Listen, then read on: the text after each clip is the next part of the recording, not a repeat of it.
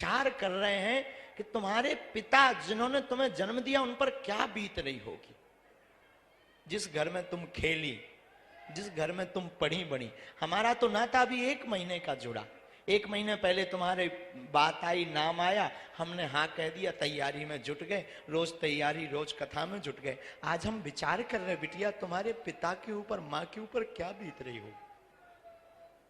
जिस घर में तुम खेली पढ़ी बड़ी, जिस घर में तुम चहचहाई, जिस आंगन में तुम कूदी, जिस भवन में तुम खिलखिलाती रही, और आज एक ही दिन में तुम पराई हो रही।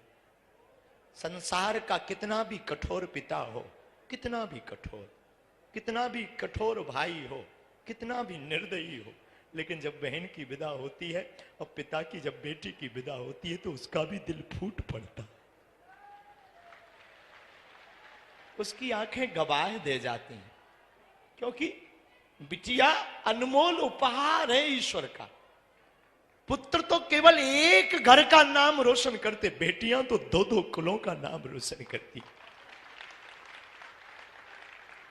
बड़े दिल वाले होते जिनके घर बेटियां होती हैं। कहने को तो ठीक है बेटी का आज विवाह हो गया, सच तो यह है कि अब बिटिया पर अधिकार किसी और का है। आज तक ये बिटिया हमारी थी, अब ये बेटियां एक ही दिन में, इतने दिन का नाता किसी। लेकिन भगवान भी अद्भुत है। हम यही प्रार्थना ईश्वर से करेंगे, जितने लोग यहाँ बैठे, हमें तो आप सब में ईश्वर नजर आता है। कृपा करके कभी भी अपनी बेटियों को नीचा मत दिखाना, कृपा करके कभी भ्रूण हत्या का सहयोग मत करना।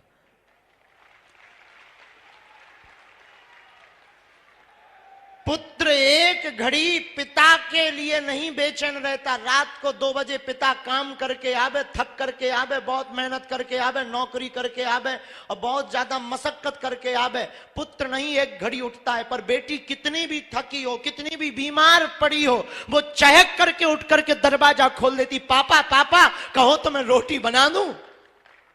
भले ही उससे चाय बनाते ना बनती हो, लेकिन पापा पापा कहो तो मैं रोटी बना दूं।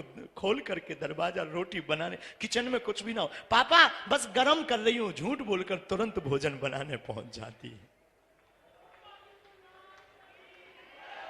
बेटियां भगवान की कृपा है, बेटियों में वो ममता है। हम तो कई बार वर्णन पढ़ते हैं या अनुभव करते हैं तो हमारा दिल झकझोर जाता है कि बेटियां कभी वीरांगना लक्ष्मीबाई बनती, तो कभी मां बनती, तो कभी बहन बनती। कितने भाव को पूर्ण करती हमारी बेटियां। बेटियां सच बतावे साक्षात दुर्गा का रूप होती हैं।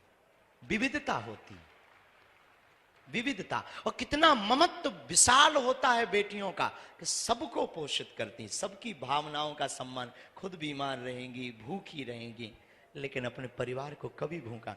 हमारी प्रार्थना है, जितने लोग यहां खड़े, मेरे साधु जनों, विनम्र निवेदन है, कभी भी अमीर आदमी की शादी में तुम पहुंच पाओ या ना पहुंच पाओ, पर जिनका कोई ना हो ना, उनके घर जरूर जाया करो। उस बेटी को कितनी प्रसन्नता होती है वही